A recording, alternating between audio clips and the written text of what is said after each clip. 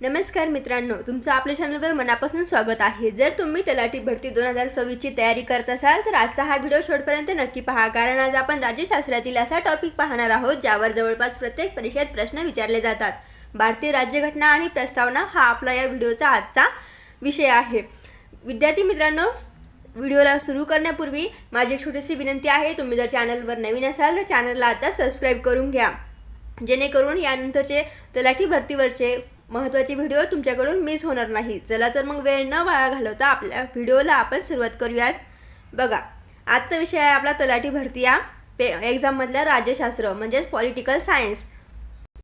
बघा, भारतीय राज्यघटना काय आहे ते आपण सविस्तरपणे समजून घेऊयात। बघा, भारतीय राज्यघटना ही जगातील सर्वात मोठी लिखित राज्यघटना आहे। भारतीय राज्यघटना 26 नोव्हेंबर 1949 रोजी स्वीकारण्यात आली आहे। लक्षात ठेवा, भारतीय राज्यघटना ही 26 नोव्हेंबर 1949 रोजी स्वीकारण्यात आली आहे। 26 जानेवारी 1950 पासून ती संपूर्ण देशामध्ये लागू झाली। भारतीय राज्यघटना ही 26 जानेवारी 1950 पासून संपूर्ण देशामध्ये लागू झाली आहे। डॉक्टर बाबासाहेब आंबेडकर या घटनेचे शिल्पकार होते। या घटनेचे मुख्य शिल्पकार कोण? भारतीय राज्यघटना या घटनेचे मुख्य शिल्पकार आहेत डॉक्टर बाबासाहेब आंबेडकर। बघा, भारतीय राज्यघटना ही लवचिक तसेच कठोर आहे। राज्यघटनेत एकूण 448 कलमे, 12 अनुसूच्या व 5 परिशिष्टे आहेत। लक्षात ठेवा, 488 कलमे, 12 अनुसूच्या व 5 परिशिष्टी हे आपल्या भारतीय राज्यघटनेमध्ये आहे। ही घटना संघराज्य पद्धतीची राज्यघटना आहे। आपली भारतीय राज्यघटना ही संघराज्य पद्धतीची राज्यघटना आहे। बघा, आता बघूयात प्रस्तावना। प्रस्तावना म्हणजेच प्रिएम्बल। बघा, राज्यघटनेची प्रस्तावना म्हणजेच राज्यघटनेचा आत्मा मानला जातो। 26 जानेवारी 1950 रोजी स्वीकारण्यात आली ही राज्यघटनेची प्रस्तावना। प्रस्तावनेत भारताच्या राज्यघटनेची उद्दिष्टे व तत्त्वे नमूद केली आहेत। बघा, प्रस्तावनेतील मुख्य शब्द काय आहेत तर संपूर्ण प्रभुत्व संपन्न, समाजवादी, धर्मनिरपेक्ष, लोकशाही, गणराज्य, न्याय, स्वातंत्र्य, समता आणि बंधुता हे आहेत प्रस्तावनेतील मुख्य शब्द। तर या शब्दांचा अर्थ काय आहे? बघा, संपूर्ण प्रभुत्व संपन्न म्हणजेच काय तर भारताचे कोणत्याही बाह्य शक्तीपासून स्वातंत्र्य म्हणजेच काय की बघा, संपूर्ण प्रभुत्व संपन्न म्हणजेच भारत कोणत्याही परकीय राष्ट्राच्या नियंत्रणाखाली नाही। धर्मनिरपेक्ष काय? धर्मनिरपेक्ष म्हणजे सेक्युलर म्हणजे सर्व धर्मांना समान वागणूक देणे। समाजवादी काय आहे तर समाजातील सर्व नागरिकांना समान संधी व समान हक्क। धर्मनिरपेक्ष राज्याचा कोणताही धर्म नसावा व सर्व धर्मांना समान मान्यता हे प्रस्तावनेतील मुख्य शब्दांचा अर्थ आहे। लोकशाही काय तर जनता ही सार्वभौम सत्ता असून तिच्या इच्छेने राज्य चालते। गणराज्य या शब्दाचा अर्थ काय आहे तर राज्यातील प्रमुख म्हणजेच राज्यातील प्रमुख असतात राष्ट्रपती हा वंश परंपरागत नसून निवडणुकीद्वारे निवडला जातो। राष्ट्रपतींचा कार्यकाळ हा 5 वर्षांचा असतो आणि राज्यातील प्रमुख राष्ट्रपती हा वंश परंपरागत नसून निवडणुकीद्वारे निवडला जातो। हा आहे गणराज्य या शब्दाचा अर्थ। नंतर बघा, न्याय सामाजिक, आर्थिक व राजकीय न्याय। स्वातंत्र्य काय आहे तर विचार, अभिव्यक्ती, विश्वास, श्रद्धा, उपासना यांचे सर्वांना स्वातंत्र्य आहे। समता बघा, सर्व नागरिकांना कायद्यासमोर समानता आहे। सर्व नागरिक हे कायद्यासमोर एक समान आहेत। बंधुता, बंधुता काय आहे तर व्यक्तीची प्रतिष्ठा व राष्ट्राची एकता आणि अखंडता याची भावना म्हणजेच बंधुता। ही आहे भारतीय राज्यघटना व प्रस्तावना ही माहिती। बघा, आता यावर आपण MCQ बघूयात। आयोग या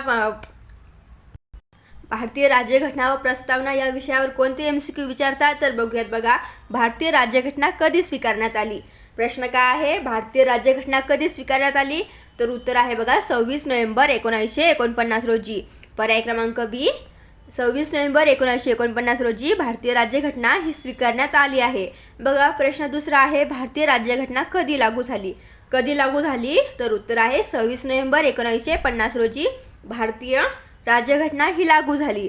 प्रश्न तिसरा बघा, भारतीय राज्यघटनेचे प्रमुख शिल्पकार कोण आहेत? भारतीय राज्यघटनेचे प्रमुख शिल्पकार कोण आहेत तर डॉक्टर बाबासाहेब आंबेडकर। उत्तर लक्षात ठेवा, भारतीय राज्यघटनेचे प्रमुख शिल्पकार आहेत डॉक्टर बाबासाहेब आंबेडकर। पर्याय बी। नंतर बघा, प्रश्न चौथा, भारतीय राज्यघटना ही जगातील कोणत्या प्रकारची राज्यघटना आहे तर उत्तर आहे सर्वात मोठी लिखित राज्यघटना ही भारतीय राज्यघटना आहे। नंतर बघा, प्रश्न 5वा आहे, भारतीय प्रजासत्ताक दिन कोणत्या दिवशी साजरा केला जातो? रिपब्लिक डे भारतामध्ये कोणत्या दिवशी साजरा केला जातो? तर बघा 26 जानेवारी. पर्याय क्रमांक सी, भारतामध्ये प्रजासत्ताक दिन हा 26 जानेवारी या दिवशी साजरा केला जातो. नंतर बघा प्रस्तावनेत खालीलपैकी कोणता शब्द आहे? समाजवादी, धर्मनिरपेक्ष, लोकशाही. तर हे तिन्ही शब्द प्रस्तावनेमध्ये नमूद केले आहे, त्यामुळे उत्तर असणार वरील सर्व. पर्याय क्रमांक डी, समाजवादी, धर्मनिरपेक्ष, लोकशाही हे तीनही शब्द प्रस्तावनेमध्ये नमूद केलेले आहेत. नंतर बघा प्रश्न 7, संपूर्ण प्रभुत्व संपन्न, सोवर्जन याचा अर्थ काय आहे? बघा मी समजून सांगितलं. संपूर्ण प्रभुत्व संपन्न याचा अर्थ काय आहे? तर कोणत्याही बाह्य शक्तीपासून स्वतंत्र. सोवर्जन या शब्दाचा अर्थ आहे कोणत्याही बाह्य शक्तीपासून स्वतंत्र. धर्मनिरपेक्ष म्हणजेच काय? तर बघा सर्व धर्मांना समान वागणूक. धर्मनिरपेक्ष म्हणजेच सर्व धर्मांना एक समान वागणूक म्हणजेच धर्मनिरपेक्ष. प्रस्तावना ही राज्यघटनेची रिकामी जागा आहे. तर काय आहे? बघा प्रस्तावना ही राज्यघटनेची आत्मा आहे. मी अगोदर सांगितलं तुम्हाला प्रस्तावना ही काय आहे? तर राज्यघटनेची आत्मा आहे. लक्षात ठेवा. आयोग खूप सोपे प्रश्न हे राज्यघटनेवर विचारू शकतात, त्यामुळे आपल्याला त्याची उत्तरं माहिती असायला पाहिजे. बघा न्याय, स्वातंत्र्य, समता आणि बंधुता या संकल्पना कुठे नमूद आहेत? तर आता काय बघितलं आपण? बघा प्रस्तावना. उत्तर काय आहे? तर न्याय, स्वातंत्र्य, समता आणि बंधुता या संकल्पना प्रस्तावनेमध्ये नमूद केलेल्या आहेत. उत्तर असेल पर्याय बी, प्रस्तावना. बघा आता बघणार आहोत आपण मूलभूत हक्क व मूलभूत कर्तव्ये. तर मूलभूत हक्क व मूलभूत कर्तव्ये काय आहे? तर बघा समजून घ्या. मूलभूत हक्क म्हणजेच फंडामेंटल राईट्स आणि मूलभूत कर्तव्य म्हणजे फंडामेंटल ड्युटीज. तर बघा मूलभूत हक्क हे भाग 3 मध्ये आहे. फंडामेंटल ड्युटीज हे भाग 51A मध्ये आहे. तर बघा मूलभूत हक्क समजून घ्या. म्हणजेच फंडामेंटल राईट्स हे भाग 3 मध्ये येतात. भारतीय राज्यघटनेच्या कलम 12 ते 35 मध्ये मूलभूत हक्कांचा समावेश आहे. मूलभूत हक्कांचा समावेश कोणत्या भागामध्ये आहे? तर 12 ते 35 मध्ये मूलभूत हक्कांचा या 2 कलमांमध्ये समावेश आहे. हे हक्क नागरिकांना व्यक्ती स्वातंत्र्य, समानता, न्याय व मानवी प्रतिष्ठा मिळवून देतात.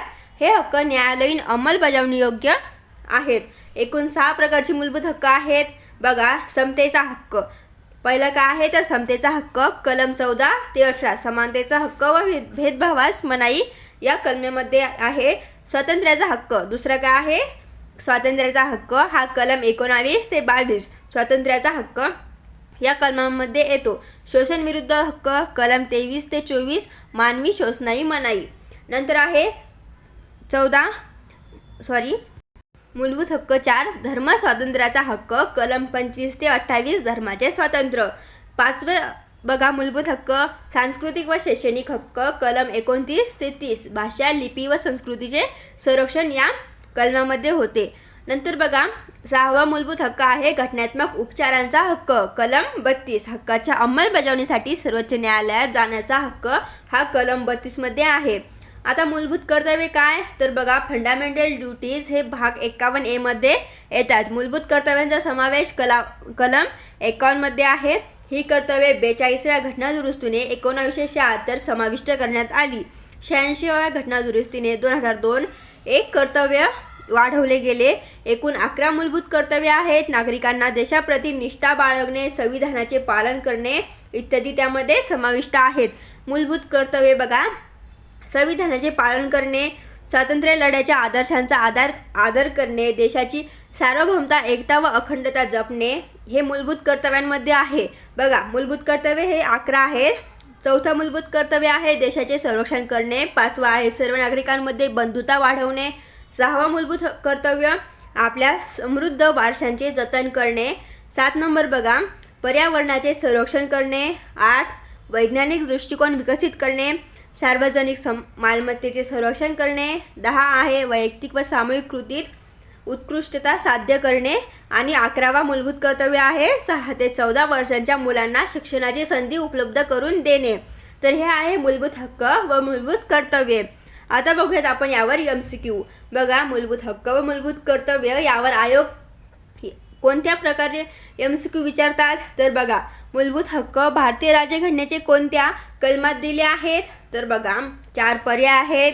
उत्तर काय आहे तर उत्तर आहे पर्याय क्रमांक डी, कलम 23 ते 32 यामध्ये मूलभूत हक्क भारतीय राज्यघटनेच्या कलम 23 ते 32 यामध्ये दिले आहेत.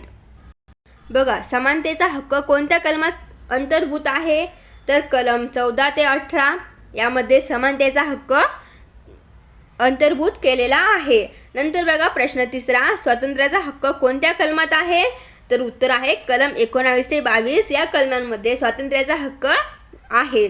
नंतर बघा शोषण विरुद्धचा हक्क कोणत्या कलमात आहे तर उत्तर आहे कलम 23 ते 24 या कलमांमध्ये शोषण विरुद्धचा हक्क नमूद केलेला आहे. धर्मस्वातंत्र्याचा हक्क कोणत्या कलमात आहे तर उत्तर कलम 25 ते 28 यामध्ये धर्मस्वातंत्र्याचा हक्क आहे.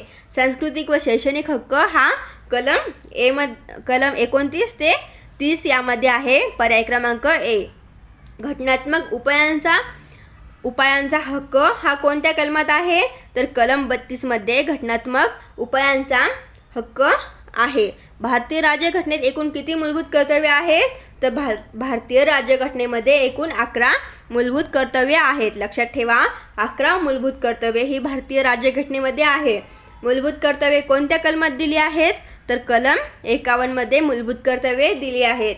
संविधानाचे पालन करणे हे मूलभूत कर्तव्य कोणत्या क्रमांकाचे आहे तर उत्तर आहे पहिल्या क्रमांकाचे हे कर्तव्य आहे. संविधानाचे पालन करणे हे मूलभूत कर्तव्य क्रमांकाचे पहिल्या क्रमांकाच्या कलमामध्ये दिले आहे. बघा आता बघूयात आपण राज्याच्या धोरणाची निर्देशक तत्वे व नागरिकत्व. तर बघा राज्याच्या धोरणाची निर्देशक तत्वे काय आहेत, DPSP त्याला काय म्हणतात तर राज्याच्या धोरणाची निर्देशक तत्वे हे भाग 4 मध्ये येतात. बघा राज्याच्या कारभाराचा मार्गदर्शक तत्वे म्हणून यांना ओळखले जाते. ही तत्वे न्यायालयीन अंमलबजावणी योग्य नाहीत.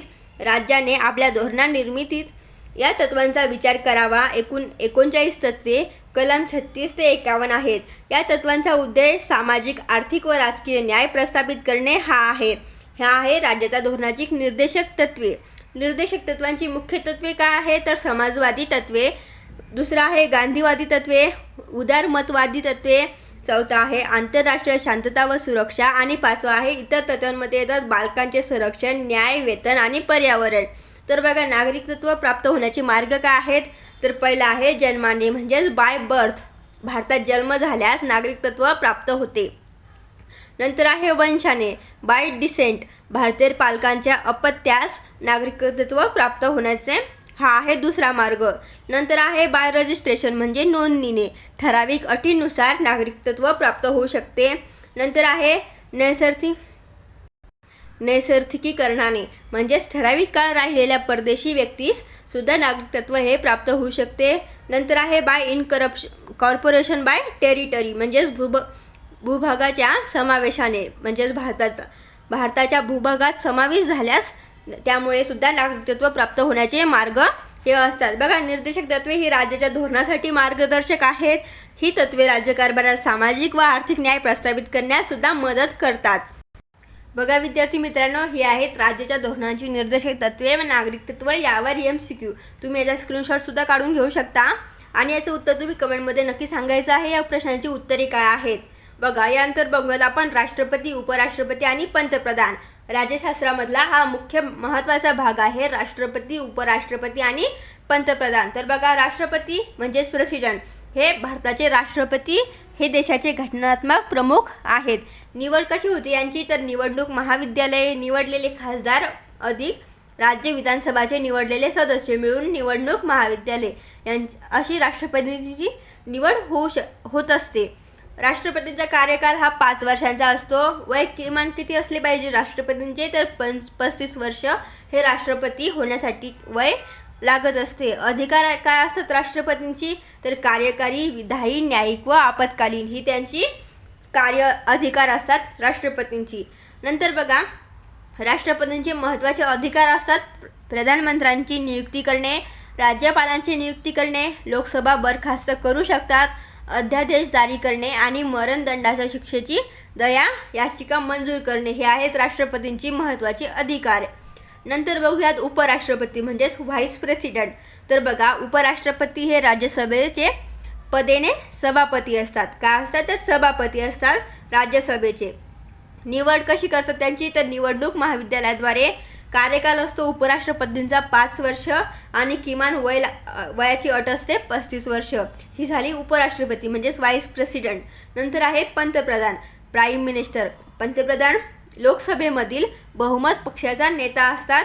राष्ट्रपती त्यांची नियुक्ती करत असतात. पंतप्रधानांची नियुक्ती कोण करते, तर राष्ट्रपती. मंत्रिमंडळाचा प्रमुख भाग हे असतात. पंतप्रधान हे मंत्रिमंडळाचा प्रमुख भाग असतात. खऱ्या अर्थाने कार्यकारी प्रमुख असतात पंतप्रधान. बघा, उपराष्ट्रपतींची कार्य असतात राज्यसभेच्या बैठकीचे अध्यक्षस्थान करणे, समान मत पडल्यास निर्णायक मत देणे आणि राष्ट्रपती पद रिक्त झाल्यास राष्ट्रपती म्हणून कार्य करणे. हे आहे उपराष्ट्रपतींची कार्य. आणि पंतप्रधानांची महत्त्वाची कार्य काय असतात, तर मंत्रिमंडळाची रचना करणे, शासनाच्या धोरणांची आखणी करणे, संसदेत सरकारचे नेतृत्व करणे आणि प्रशासनाच्या सर्व कामांचे समन्वय व नियंत्रण ठेवणे. ही कामं असतात पंतप्रधानांची. बघा, राष्ट्रपती, उपराष्ट्रपती आणि पंतप्रधान ही तिन्ही पदे भारतीय राज्यघटनेत अत्यंत महत्त्वाची आहेत. त्यामुळे ही तिन्ही पदे समजून घ्या. त्यांची कार्य आणि अधिकार हे सर्वांना माहिती असायला पाहिजे. बघा, यावरती आहेत काही MCQ. राष्ट्रपती, पंतप्रधान, उपराष्ट्रपती यावर आयोग MCQ विचारतात. तुम्ही हा व्हिडिओ सेव्ह करून ठेवू शकता किंवा या MCQचा स्क्रीनशॉट काढून सुद्धा वाचू शकता. तर विद्यार्थी मित्रांनो, बघा, आजच्या व्हिडिओमध्ये आपण काय बघितलं, तर भारतीय राज्यघटना आणि प्रस्तावना. यानंतर बघितलं आहे बघा मूलभूत हक्क व मूलभूत कर्तव्ये आणि त्यावर MCQ सुद्धा बघितलीत. नंतर बघितलं आहे राज्याच्या धोरणाची निर्देशक तत्त्वे व नागरिक तत्त्व. आणि यानंतर बघितलं आपण राष्ट्रपती, उपराष्ट्रपती, पंतप्रधान यांची कार्य, अधिकार. जर हा व्हिडिओ तुम्हाला उपयोगी वाटला असेल तर व्हिडिओला लाईक करा. तुमच्या अभ्यास करणाऱ्या मित्रांसोबत हा व्हिडिओ शेअर करा आणि अशा दर्जेदार तलाठी भरतीच्या नोट्स, MCQ आणि मोफत क्लासेससाठी आपल्या चॅनलला सबस्क्राईब करून बेल आयकॉन नक्की दाबा. कमेंटमध्ये नक्की सांगा की ही माहिती तुम्हाला कशी वाटली. या व्हिडिओमध्ये आपण बघितलेले MCQची ॲन्सर सुद्धा तुम्ही कमेंटमध्ये नक्कीच द्या. चला तर मग भेटूया पुढच्या व्हिडिओमध्ये. तोपर्यंत बाय.